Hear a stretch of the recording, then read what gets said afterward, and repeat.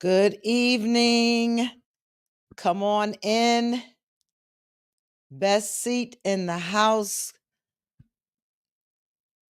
The best seat in the house is going quickly. Come on in, family of detoxers. Good evening on this Friday night. Let's see where we are tonight. We're at 68. So we'll talk for a little bit and then we will jump right on in. While I'm giving others to come in some time, let me go ahead and welcome Keita, who is celebrating night 2. I want to welcome Rosa Lee, who's excited. Tasha Ross, who also put her money where her mouth is. Thank you for I don't know, what do we call that, Ebony? Is it just giving? Because I see it's YouTube. I don't know, do they have wording for that? Thank you for y'all giving. Thank you. And welcome, Minister Leah. Welcome, Maria Rodriguez, R. Cherie. Gwyneth Douglas, welcome, Constance. I'm so glad that you are excited to be a part of this tribe this January 2025. Good evening, Dolores Davis, Carol Williams, Yolanda Dawson, I see you. Ebony Rose, thank you for your $5 contribution through YouTube. Thank you, Prudence. Thank you, Carla, Cam Jackson. Tasha Ross gave twice. Thank you. Diana Santos, my God. Thank you. Thank you. Jason, thank you. Carla, thank you. Thank you. Thank you. Dominique, good evening. Renee, good evening. Constance, I see you having a lot to say tonight. I'm excited for your excitement. Thank you, Audrey Holly. Rochelle, thank you, Ashley. Good evening, John Booker. Elitza, Renee, welcome, Danielle, Manuel, Nicole. Come on in, detoxers. Welcome, Leah. Thank you for your super sticker of $2.99. I'm seeing it now. Okay. Hello, Stephanie Ramirez, Chevelle. Welcome, Tina Green, Lisa Palmer, Kareem Bolin. Noemi, welcome. Welcome, Daniel Woodard. Welcome, Maria Cameron, Priscilla Harris. Welcome, Tony Cranford, Ronnie Bonner. Good evening. Alexis, hello and welcome. Good evening to everyone coming in. I see you, Vanessa Bowling, Joy Nolan. I see you, Brandon the Preacher Green. Good evening. Hello, glad to have you with us. Kingly Priest, Natasha King. Good evening, Denise Holter. Good evening, good evening, good evening. Sag Girl, welcome and good evening. Vicky and Corey, welcome to you. Welcome, don't ask. Shayna, good evening and welcome. God loves you best. Elaine, good evening. It's me, Rachel. Good evening to you. Pretty Eyes, Gwen Molden, Lydia Cordoba, Cora Horn. Come on, we're almost there at 100. Come on in. Welcome, Joelle. Good to see you on with us tonight. We need the men standing strong. Cynthia, good evening. Natasha Torres, hello. Thank you, Mike Rose. LaWanda Keith, welcome. Best seat in the house. Grab it now. Thank you, Shayna, for your super sticker. Thank you so much. And welcome, Nanita. Good to see you all on tonight. How are you doing? How are you doing? Are you surviving or are we thriving? Tonight's t-shirt, special thanks again to Derek Cranford Designs. Rise, heal, and thrive. Are we surviving or are we thriving on tonight? Rise, heal, and thrive. This is what we are doing. Come on in. I want to quickly just go over some things. Again, there is a t-shirt available every night. We will put a link in the ticker going across the screen or somewhere on the screen. They are all available on my website already. A t-shirt for 30 days. So whatever day influences you the most this time around, you can go on there and pick yours out. We are up and running on audible.com, Amazon, Google, Spotify, Apple. If you like to listen to this in audio versus just video for a replay, at least. Hopefully we're on Instagram tonight. Our LinkedIn should be up. Very good. And on my main Facebook page this evening, everything's clicking good tonight. Awesome, awesome, and awesome. Please just take a moment, if you will, to like and share. We started this many years back, and we want to make sure that this word gets around. So many have been inspired and blessed and motivated by this series that I do every January. I do this all year long for years, but every January I come on, and it's like we're donating our time to the betterment of our society, to increase the mental health and the mental well-being that will ultimately shift us into a better life. That is what our goal is here at Suzanne M. Howard and Soul Detox. We want to see people living their best life. It is possible. It is possible. So I want to thank last night's stars: Carolyn Booker, John Booker, Mike Rose, Audrey Holly, Leah Shaw, Dee Davis, Jerry Towns, and Constance. Thank you all very much. We had a lot of new members and new subscribers come in on YouTube last night. Isn't this exciting? You all have watched this work grow and matriculate and develop into something that has just blessed people beyond our state and city lines.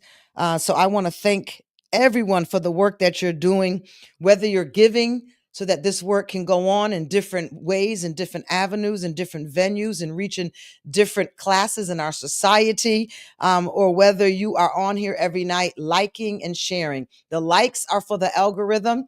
They'll push us to the top so that others can find us and be hoped and healed and set free. And even if they're just asking questions, that's a very good step to be in. But so those shares are very helpful, as well as the financial giving. And we want to thank Olga, who became a new member on YouTube last night. We want to welcome you, Olga, on with us. I do have a little special announcement, and let me see if I have it clear so that I can read it before I jump into the good stuff. Let's see. We've hit our 100 mark, so we're doing good. Let's see. Okay, here we go. I want to make notice of, let's see, 1, 2, 3. I believe there's 7. Let's see. 2, 3, 4, 5, 6, 7. I believe there's 7 wonderful people. As a matter of fact, I'm going to take a little bit of time, but we won't lose anything, I promise. And let's see if I'm able to do it. If I'm not, then I will do it tomorrow night when I had a chance to prepare and it's not wasting up our airtime. Because if you've been with me in years past, you already know my mantra about time. Airtime is expensive. It is priceless. And if you don't believe me, try to get some airtime on these stations during our Super Bowl games and find out just how expensive airtime is. That's one way to find out. So thank you all again for coming on tonight and joining with us. I want to acknowledge some really special people before we jump in. It is important to acknowledge people. People like to be encouraged and acknowledged. And when we're doing this work, it's not easy. So whenever we can, crack a joke or make someone smile, it helps out a lot, because this work is intense and people will run from it. And we don't want that to happen. So this is what I want to do. I want to acknowledge tonight. Let's see. 1, 2, 3, 4, 5, 6, 7. 7 wonderful people. These 7 people that I'm going to acknowledge tonight, I'm going to send you a gift voucher, and you're going to get a gift voucher for 2 free t-shirts. You go onto the website, you pick any of the 2 that you like, and you send in the information. We will process the order and get you your free t-shirts. 2, not just 1, 2. And you know why they're getting them?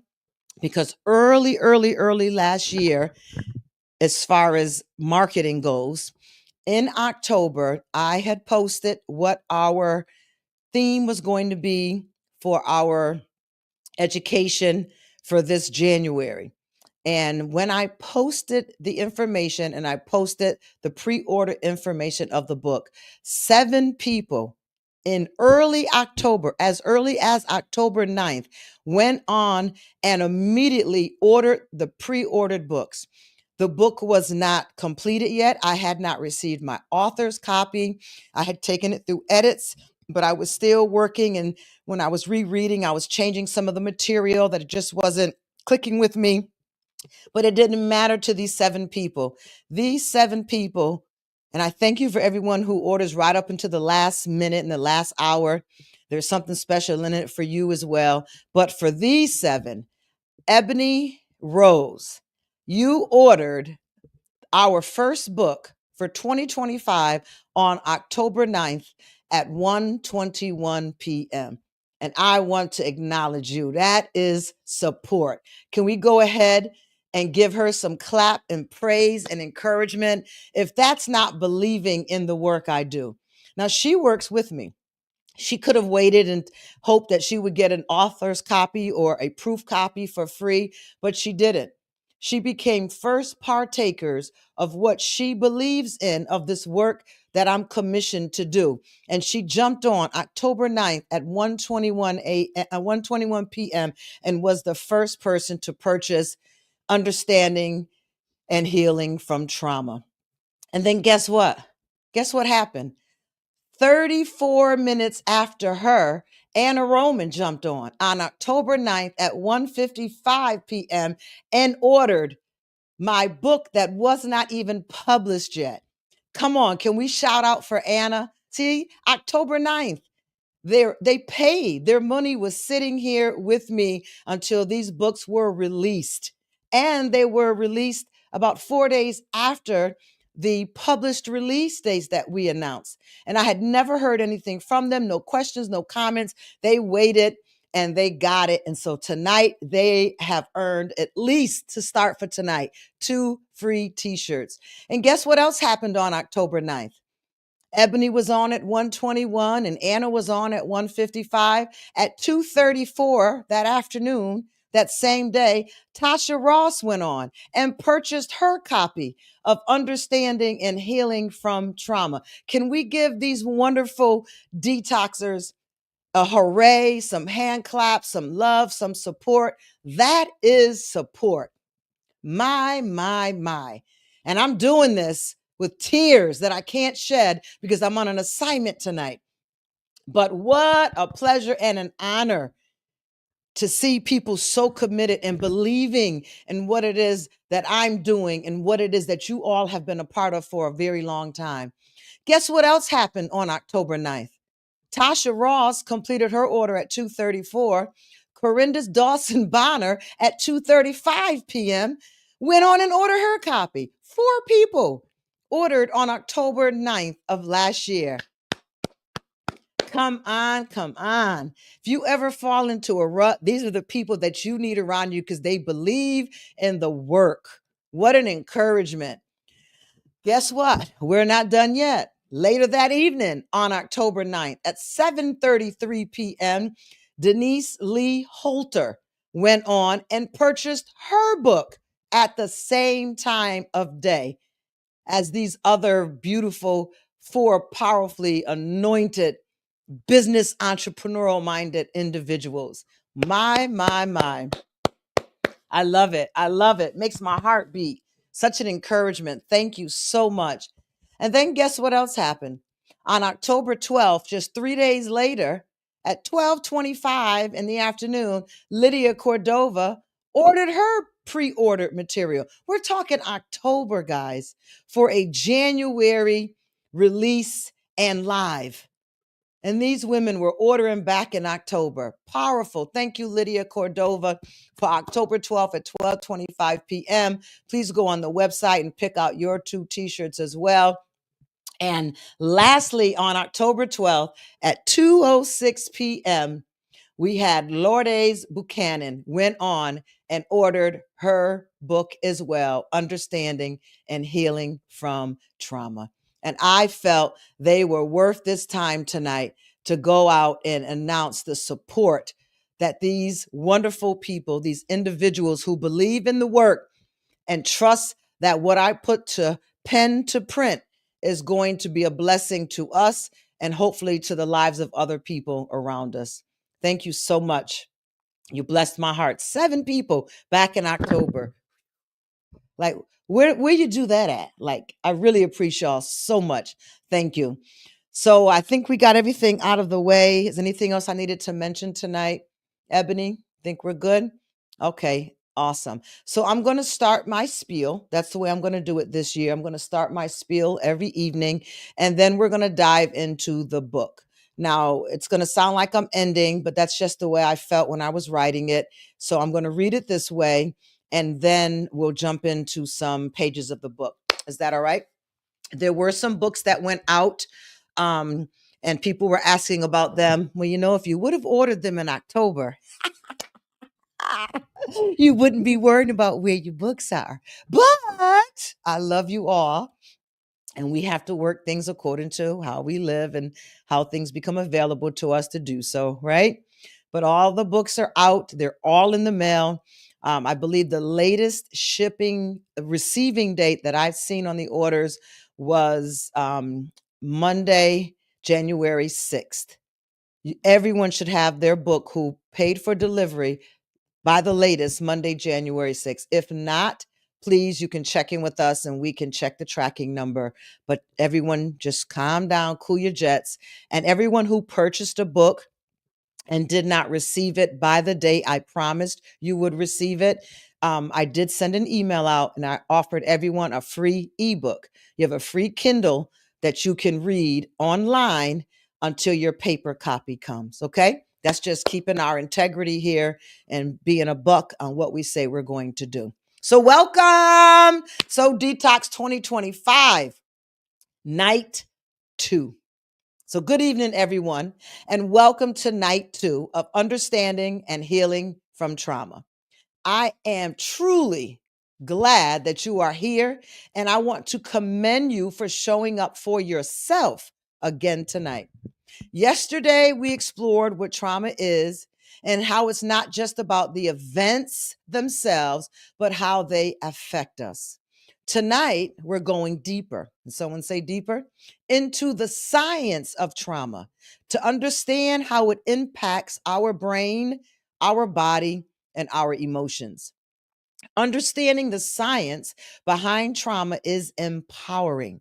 It removes the mystery behind our reactions and helps us see that what we feel is not about weakness or failure. It's a biological response to overwhelming experiences. Did you hear that? I'm going to read it again, and I want you to write this last part down in your journals or in your notebook or write in your book, whatever you're doing. Understanding the science behind trauma is empowering. It removes the mystery behind our reactions and helps us to see that what we feel is not about us being weak or being failures. This is the part I want you to write. It's a biological response to overwhelming experiences.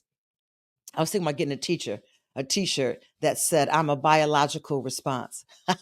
Don't trigger me.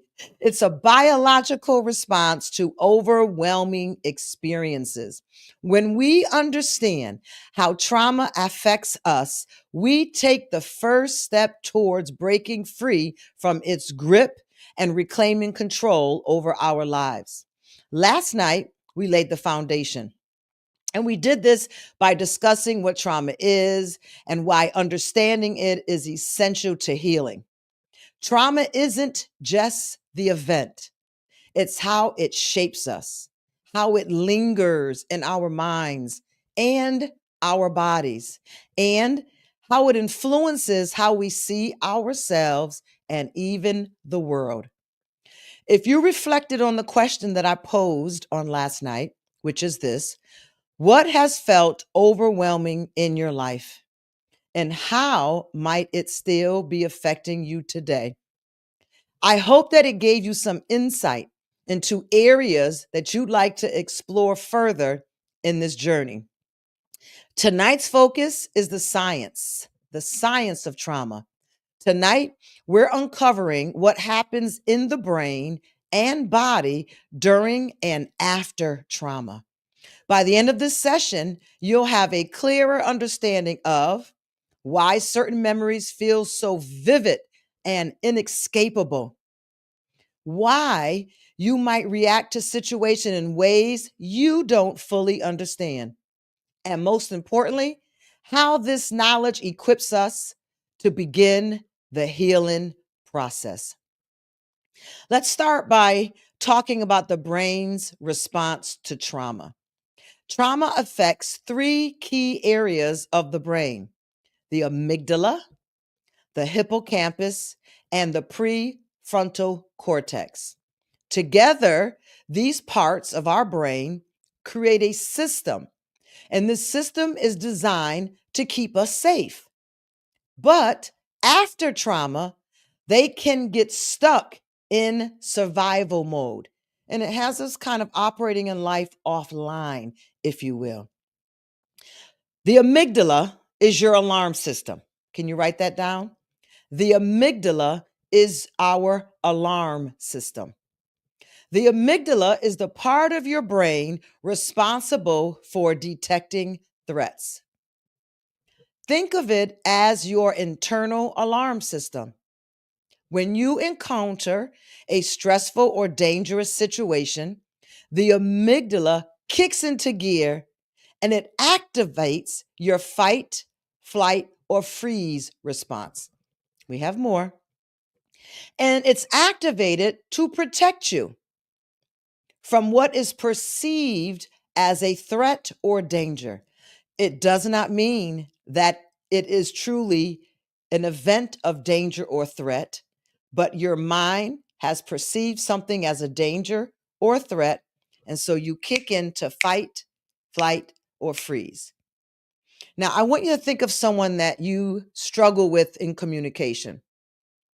I want you to think of how this communication goes with someone that you struggle with in conversation because they're so defensive. Defensiveness is a trigger response to someone feeling as though they are being threatened in some way, and it doesn't have to be a physical threat, it could be an accusation. And when someone feels that you might say, hey, did you see my book I left on the counter? Why are you always asking me where your book at? There was 3 other people in the room with us. Whoa, whoa, whoa, sister. What's the problem here, brother? You see, right away, they go into fight mode because they're triggered. And they're triggered because there's something familiar about your tone, or your physical body is communicating to them that you have triggered them into fight, flight, or freeze mode. And in this example that I'm giving you, they have been triggered into fight. And they sound like they want to fight you to the point that it's happened so many times, you just avoid communicating with them in any way. You can't ask them if they want to go to lunch. Why? What do you want to talk to me about? Hey, can I offer you a ride? Why? Did somebody tell you that my car broke down? It's like, okay, this is exhausting. I'm going to go left. Matter of fact, take my keys, take my car. I'll walk home. You get a ride. It's just too much. I call it arm wrestling. So people are triggered at different levels. The fight is at a different level. The flight is at a different level. The freeze is at a different level. But when people respond in ways, whether it's defensiveness or whether they're paranoia or they're accusing you or they're taking off, they're emotionally stonewalling you, maybe they are abandoning you. Maybe every time there's a fight, they run out on you. And you're like, look, we need to complete this conversation. I need closure here. I'm not even really concerned if you meant to do it. I just need to know that you understand that this hurt me and I need to feel safe with you. And I don't want to feel like you're hurting me every time we have this conversation.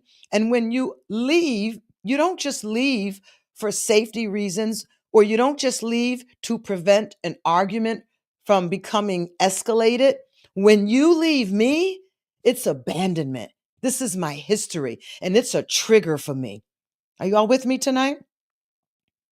So when the amygdala kicks into gear, your alarm system, it immediately activates your fight, flight, or freeze response. And it's there to protect the individual who feel that there is a threat somewhere around them. After trauma is the problem, though, because the amygdala can become hyperactive. This means it may signal danger even when there's no real threat, making you feel constantly on edge, anxious, or even easily triggered. Have you ever found yourself overreacting to something small, only to later realize it reminded you of a past experience? That's your amygdala at work.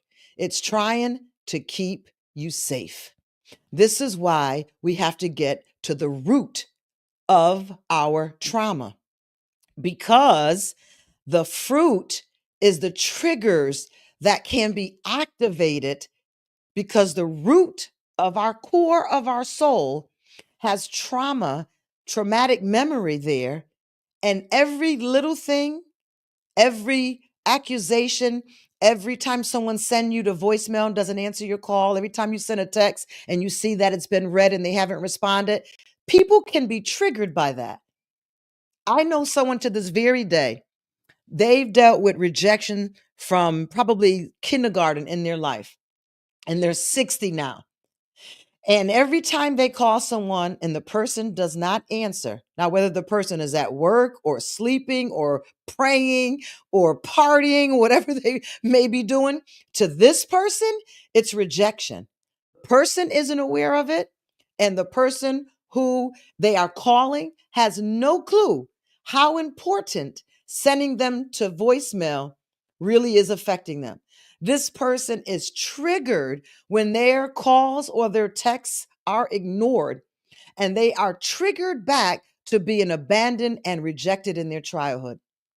And I watched this carry out and carry out and carry out for a long time, not even realizing voicemail is there for a reason. It works. Try it. A text message is there for a reason. The reason is you need to communicate with me now. You need to get something off your mind now. You need to be able to get in touch with me this way. But I have the option to respond when I'm available or when it's a better time for me to respond. But for some people, not answering a call, sending them to voicemail, or not replying to a text is an actual trigger for some people. And that's when something small causes the individual to overreact. And even later, they may not even realize that this is a trigger from a past experience. It makes them feel ignored or abandoned, and most definitely rejected. Especially, come on, y'all. You know, we all know this. If a voicemail is going to ring, it's got to ring at least 4 or 5 times before someone let the call go to voicemail. When someone hits that button on the first, second, third ring, you know that they've sent you to voicemail. And we're not to get offended by it. We don't know what someone else could have going on in their life at that time. That's why voicemail works for us. It's an assistant. But for some people, it's a trigger. And that's when something small escalates into something greater, because now they're perceiving a threat. They are being rejected again or abandoned again. And even though nothing's going to happen to them, the feelings attached to that memory triggers their alarm system. And now they've got an issue with you, or they've got an issue with the people that are around, or their whole day is over. That's how serious undealt with trauma can be.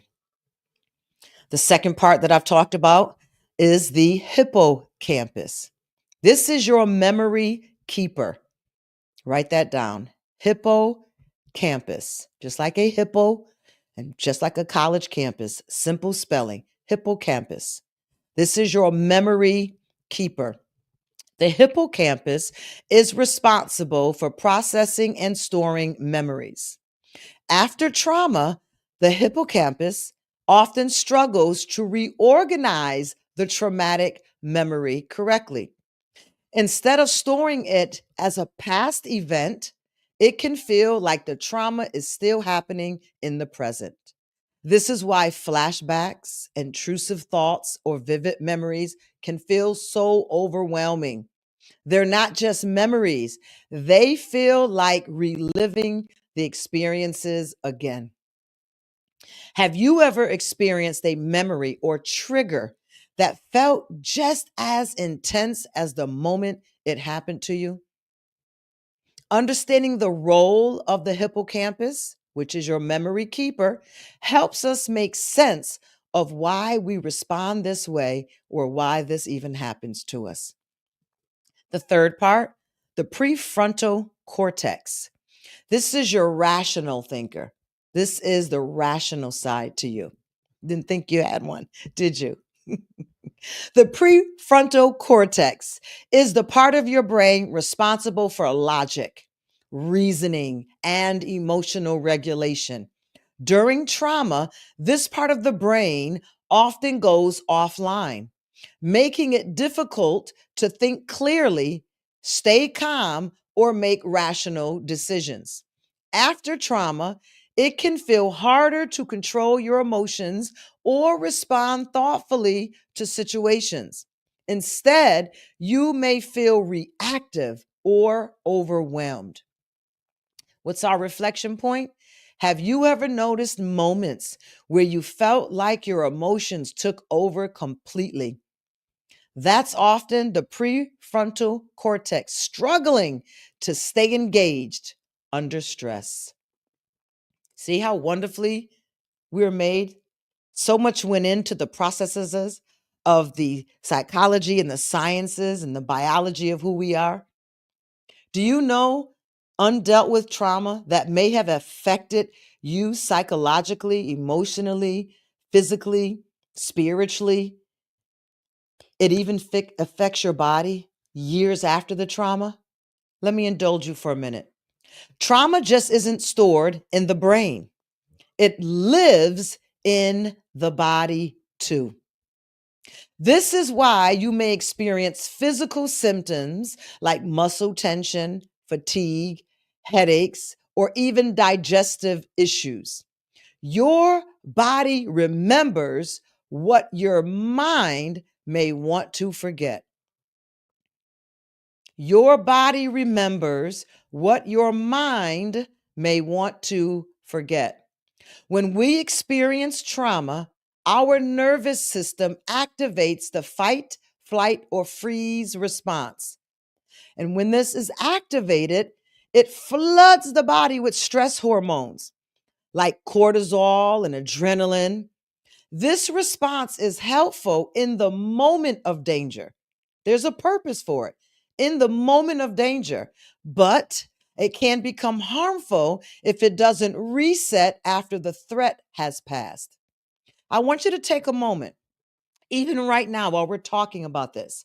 I'm pretty sure of Dr. Vanessa, and we were here in a big room together. And Dr. Vanessa, she brought out her stethoscope and she wanted to listen to our heartbeat or take our pulse for our blood pressure.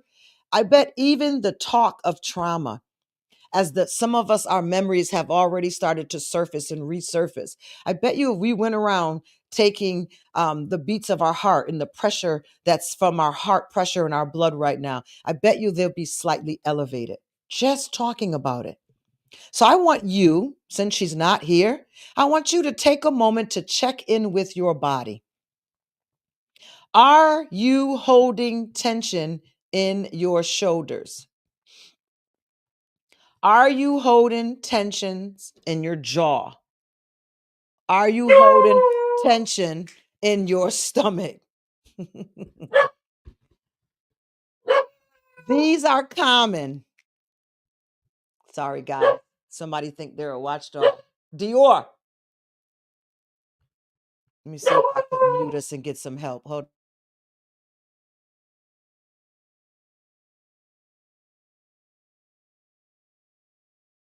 Family 911. I have a watchdog now. That was trauma, right? Take a moment and check in with your body. Are you holding tension in your shoulders, jaw, or stomach?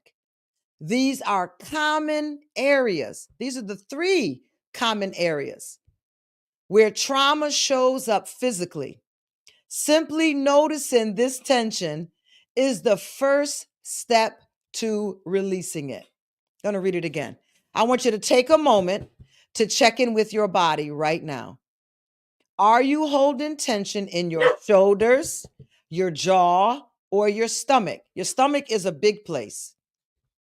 That's a major place for tension and stress to be stored up. These are common areas where trauma shows up physically. Simply noticing these tensions is the first step to releasing it. So, even with this right now, I want you to think back to a traumatic experience. And I want you to think of after the experience or even during it, where do you remember feeling stress? Did you have to like crash out and go to sleep? Did you lose your appetite? Did you did your back hurt? Did your legs hurt? Did your heart start beating? Did you feel sweat maybe on your forehead or in your palms? Where do you think your stress shows up at in your body when something poses a threat to you or you think that something is going to be a threat to you? It starts with the threat. I'm seeing shoulders, tension in shoulders, all of the above. A lot of shoulder people, stomach pain, absolutely. A lot of shoulders, jaw, absolutely, shoulders. Stomach is number one. I agree. Sometimes we don't notice it where it shows up as well first. Sometimes we don't notice it until it's actually hit the stomach, but it could have come through other places. So find out where it is that you seem to hold trauma. Oftentimes, yes, Ashley, the heart beating with the chest and everything. Oftentimes, um, when you go through trauma, you may not realize that you've dealt with some trauma or something in that moment is traumatic to you until you notice, like, man, I got to take a break. My neck hurts. Or you notice your legs start shaking, or you're biting your nail, or maybe you start playing with your ear, or maybe you start twirling your hair. Maybe you get up and you smoke a cigarette. Maybe you get up and you go to the restroom and you talk to people. Those are some common responses that people do when they're being triggered by something, but they have been living in this as a normal way of living that they don't even realize that they're being triggered by something, a smell or touch, something someone said, or the way a boss responded, the way another coworker may have looked at them, and it made them feel as though, oh my God, they're coming to get me. Oh my God, I did something wrong. Oh, they found out about something, or so and so starting trouble again. And these are triggers. And we begin to move to try to move the stress through our body. And as we move, and any of the examples that I just named, we're trying to actually move the stress from our body and out through our body, kind of like from the crown of our head, the amygdala, the prefrontal cortex, the hippocampus, from the crown of our head throughout our body to the soles of our feet. We try to move the stress out, because if we don't move the stress out, stress are like ping pong balls, and they're bouncing through your body, and they're causing the chest pain, and they're causing the jaw pain, and the shoulder pain, and the back pain, and the stomach pain, knee pain, leg pain, calf pain, back pain. They're just like tennis balls, and they're bouncing through your body, causing pain. And if undealt with for too long, actually that pain is actually going to cause injury, illness, sickness, infirmity, because we already know that when the cortisol and the adrenaline is released, that's a high stress level. And I think we all have heard some of the results medically of what stress can release in our body. Stored away cancers, these cells that are already in our body that are triggered through stress. This is why we can't stress. We have to do everything possible to minimize the amount of stressors in our life, toxic relationships. Oh, no, no, no. Life's too short. So when you start feeling pain in your body, maybe write it down on your calendar and then look back later. What was I going through on that day? That was a traumatic experience that my body was trying to circulate out. So we can find hope through understanding. The good news is that your brain and body are designed to heal. The same systems that respond to trauma can also be rewired and retrained for peace, safety, and resilience. Isn't that a good news? Best news we probably heard all of 2025. Healing doesn't erase the past. Can you write that down? Healing doesn't erase the past. Healing doesn't erase the past, but it helps you regain control over your present and your future, which is so much more important to you. So, over these next 28 nights, we'll explore practical tools to calm the amygdala, to process memories stored in the hippocampus, and re engage the prefrontal cortex. We'll also learn ways to release trauma stored in the body and cultivate a sense of safety and empowerment. Doesn't that sound good? That's what we're going to be working towards. Want to know some of the goals this month? Over the next 28 days, we'll explore practical tools to calm the amygdala, process memories that are stored in your hippocampus that you might not have even known they were there, and re engage the logician side of you, the prefrontal cortex. We'll also learn ways to release trauma that's stored in the body and cultivate a sense of safety and empowerment. As we close this part of the spiel, before we dive into the book this evening, I want to give you a reflection question to take on to work on overnight. This is your soul work. This is your soul work. So here's your question. How have you noticed your brain or body responding to stress or triggers? Some of you have already put it in the chat. And what might that reveal about the impact of trauma in your life? How have you noticed your brain or body responding to stress or triggers? And what might that reveal about the impact of trauma in your life? Remember, you don't have to have all the answers right away. Simply sitting with the questions is an act of self awareness and compassion. Let's open up chapter 1 on tonight and let's pick up from where we left off. We talked last night about what is trauma. We talked about trauma at its core is any experience that overwhelms our ability to cope. We talked about it being more than just a difficult time in your life or a challenging event or situation. Trauma has a lasting effect. And that's how you will know that it's trauma versus you just having a difficult time or a challenging event in your life. Trauma is going to leave its mark. It's going to have a lasting effect on how we function emotionally, mentally, and physically. I'm in our books now, and I'm in the second paragraph reading Defining Trauma. Now I'm down to the third paragraph. Trauma can stem from a wide range of experiences. Some people experience trauma as a result of a single devastating event known as acute trauma. Devastating events, while others endure ongoing, prolonged stress referred to as chronic trauma. We explained it in depth last night.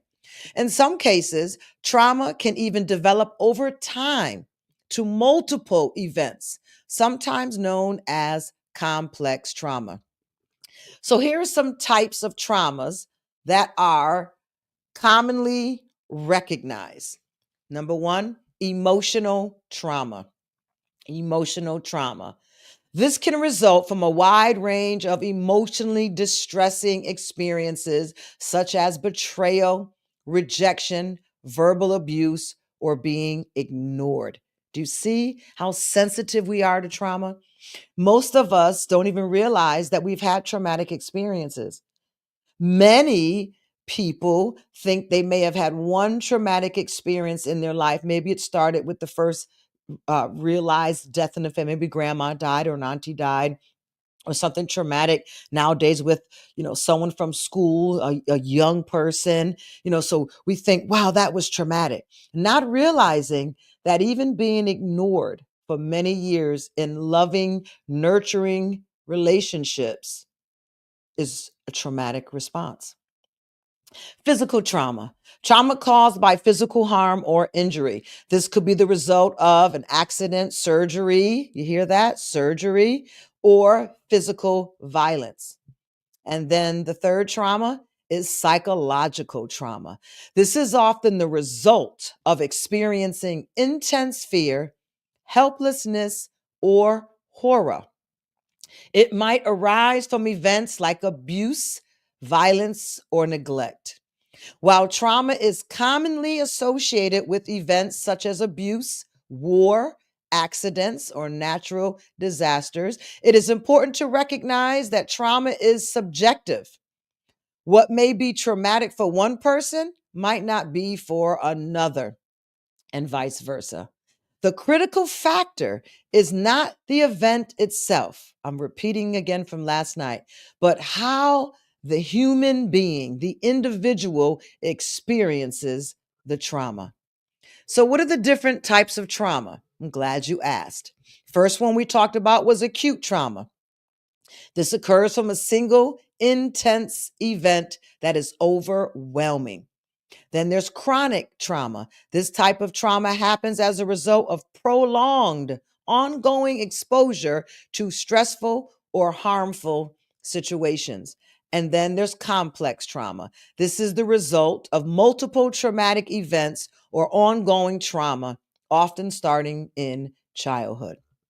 Each of these types of trauma affects the mind and body in different ways, and each requires their own approach to healing. Did you hear that? Each of these require its own separate response to healing. There are some lasting effects to trauma. Trauma does not disappear once the event is over. The body and mind often hold on to the experiences, leading to symptoms that may appear immediately after the event or even years later. Do you see how sneaky this is? These can include emotional symptoms, feelings of anxiety. How many suffer with anxiety? If you suffer with any of these that I'm going to name, I want you to write them down. Feelings of anxiety, depression, anger, irritability, shame, or numbness. That's the emotional symptoms. Then there's the physical symptoms: fatigue, muscle tension, headaches, digestive problems, or sleep disturbances. And then there's this behavioral side to this, the behavioral symptoms: avoiding certain places or people, withdrawing from activities, or worse, engaging in risky behaviors, or struggling with concentration or memory. Wait till you find out what happens to the hippocampus after trauma. It's going to explain a lot of questions that I see coming in here. Some people may develop more severe reactions to trauma, such as post traumatic stress disorder, PTSD. Write that down because we're going to matriculate into a different type of wording. I want to not kill the surprise. PTSD, which can include flashbacks, nightmares, hypervigilance, and overwhelming anxiety. Trauma affects everyone differently. I want to say that every single night. for the remaining 28 nights. Some may recover relatively quickly, while others may experience long lasting impacts that shape how they how they relate to themselves, others, and the world around them. See, remember, the traumatic experience that happened to you, it could have been a private incident. It didn't have to be something public, it doesn't have to be anything anyone else knows about. Many people that I counsel and coach over the years, oftentimes I had been the first hearer. I had been the first person that they ever gave words and voice to about a trauma they experienced in their lives. Some of my clients are in their 60s and they've never told anyone until they came and they sat in my office with me. And many would say something like this: I can't believe I said that. I can't believe I'm getting ready to share this. My heart is beating because this is the first time that I've ever opened my mouth and used words to formulate the story, the narrative that happened to me.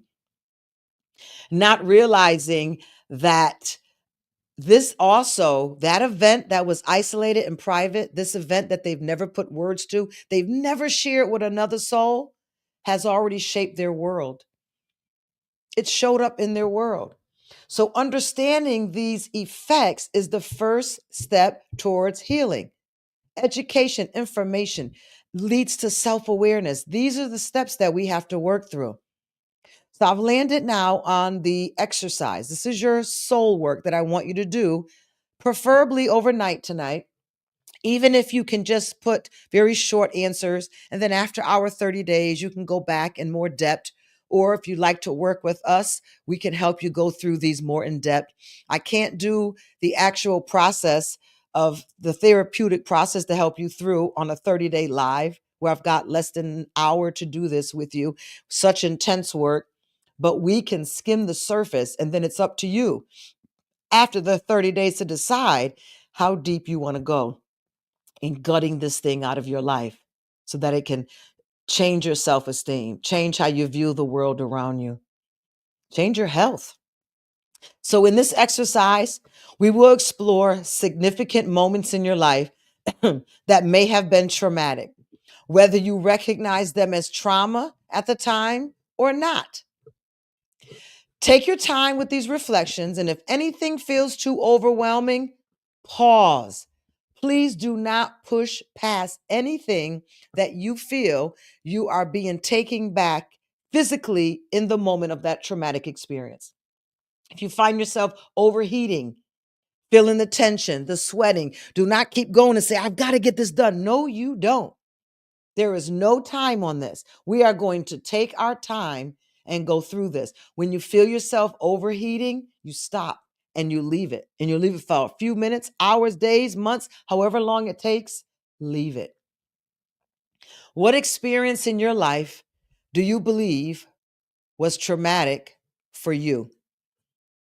In a notebook or journal, write about the event or events that come to mind. They might be things you have discussed before, or they might be experiences you have not considered in this way until now. And I'll tell you this, when you start to write, something is already coming to your mind.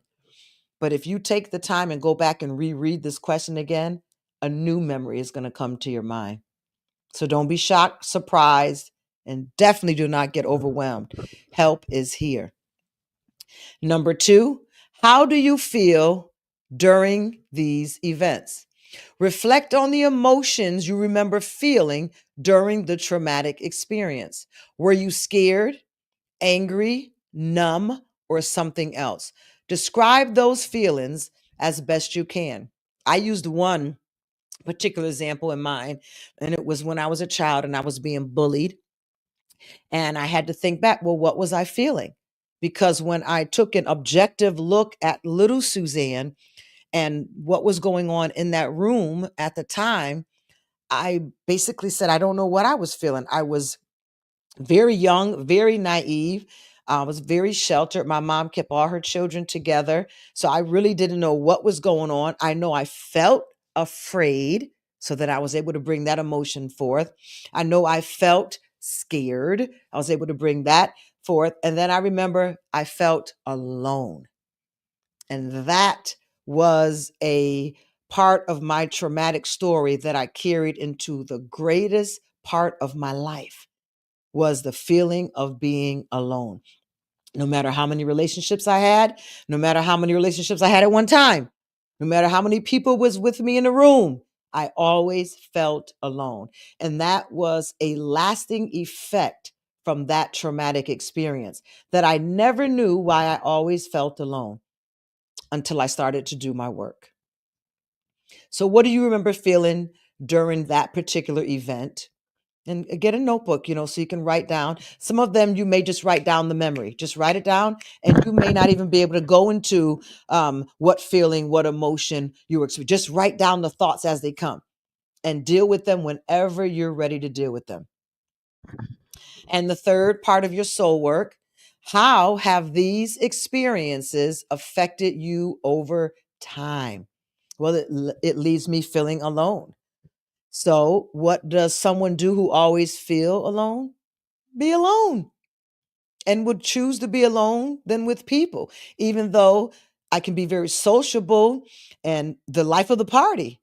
But there's always a part of me where I feel it closing in and it's time for me to go, because I'm used to being alone, if only in a perception.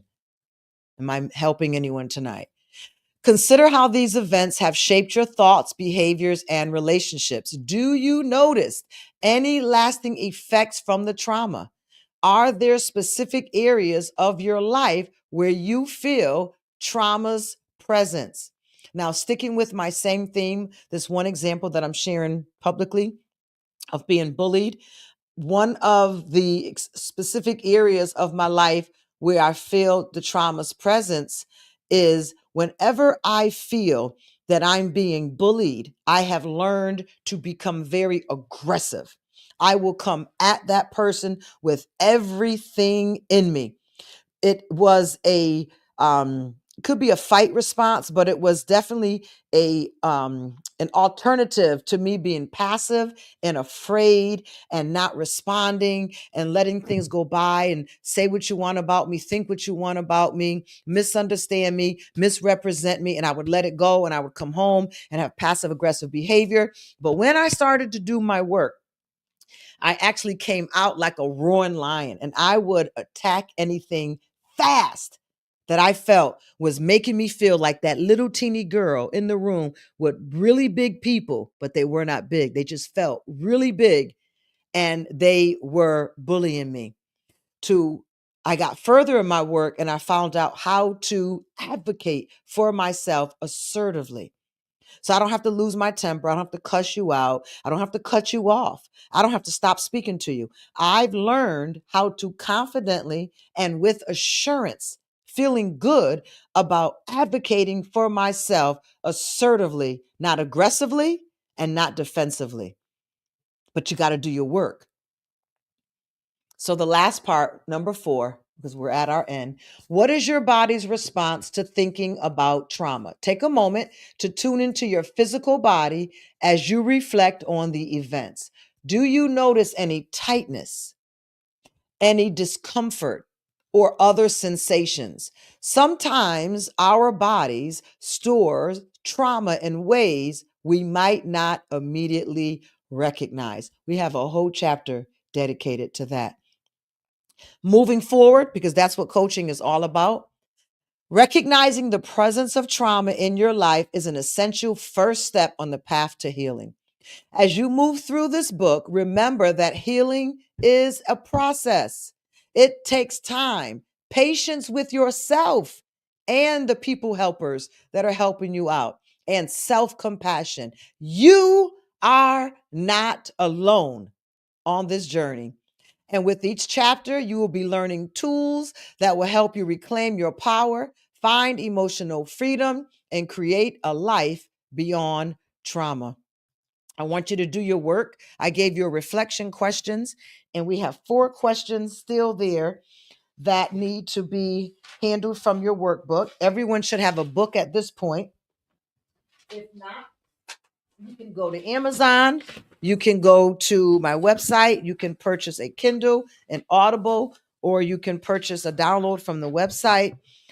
There was a few questions that came in today. Someone asked me if I was going to be dealing with childhood trauma, and I had explained to them, and I thought it was a very good question, that it was worth coming on here tonight with us live.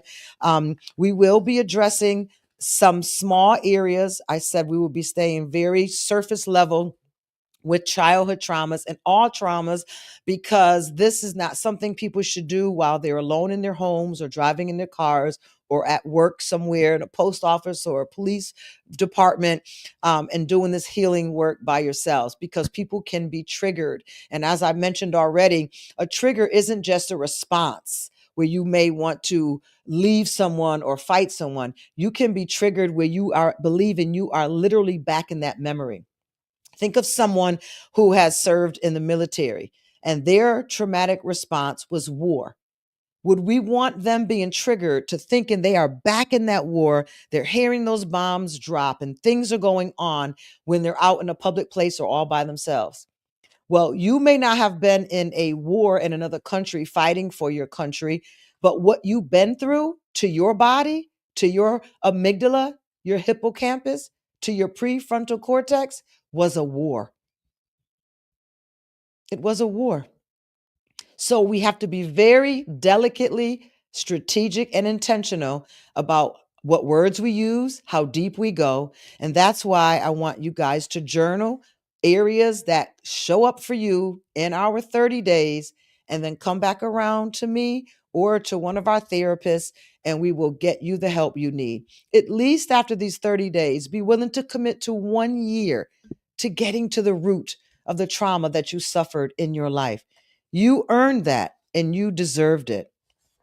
Another young lady sent a message in and said, I'm so glad I got online this year. It was a very good decision for me. She said, but this was only night one. That's a lot, ma'am. So good things are happening. I appreciate your emails, your DMs.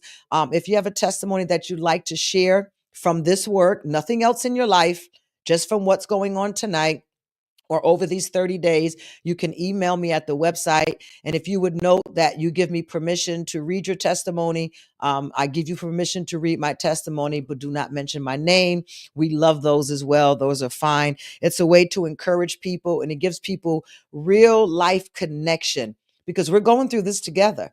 So we're connecting with other people and we're realizing that we're not alone in this. And that helps us to deal with this level of vulnerability and exposure that we're feeling while we're going through this. If you are alone and you are doing this work by yourself and you're feeling some type of way after the lessons, you can email us. You can call us. You can go to the website and someone is around to listen to you, to speak with you, to minister you, to pray to you, whatever it is that you are open to receiving, we would be willing to offer you that. And please always remember there's 211 and 911 as well. We want to thank Derek Cranford Designs for tonight's t-shirt, which is Rise, Heal, and Thrive. That's what we're doing. We're rising, we're healing, and we're thriving. We're not just surviving. All t-shirts are on the website. If I can ask those that are on Facebook, if you will go ahead and send us 5 stars tonight. Can you hit 5 for night 2? 5 stars on tonight. We would appreciate it. It really does a lot for this work that we're doing, and it helps us to market and offer help to people who would have never heard about us. You wouldn't want someone keeping a good thing private from you, would you? Well, please make sure that you have subscribed on YouTube. And if you can, become a member, where we will be having one-on-one conversations and going deeper into unpacking this work than we can do with the general audience each night. So thank you for joining me tonight and for taking another courageous step on your healing journey. Understanding how trauma impacts the brain and body is a powerful step towards reclaiming your peace and power. Tomorrow, we'll explore recognizing trauma in your life, helping you identify patterns, triggers, and behaviors shaped by your past. Remember, this is a journey. Each night is a step forward. and each step brings you closer to healing. Rest well tonight, knowing you are making progress. I'll see you tomorrow. I wish above all things that you prosper and be in good health, even as your soul prospers. God bless you and good night.